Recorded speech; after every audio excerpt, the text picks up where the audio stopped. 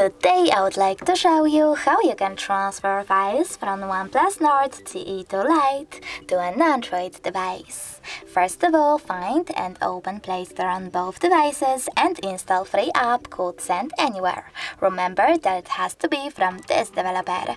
When it's ready, just open it.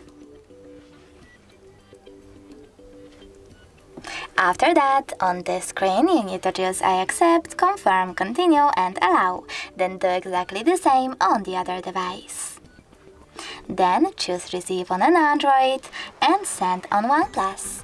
After that, you need to tap on all of those type of dots and select send. This way you can choose all of your files and transfer them later on.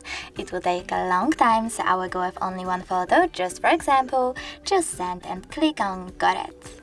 On an Android, just no thanks and close this window. After that, we have two connection ways. We can input this key over here and then tap on receive button, but we can always scan this QR code as well by tapping on the scanning icon here, choosing while using the upper only this time and pointing our camera at the code.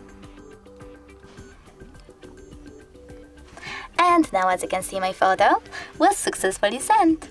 Thanks so much for watching. If you enjoyed this video, don't forget to leave a like, comment and subscribe. Bye!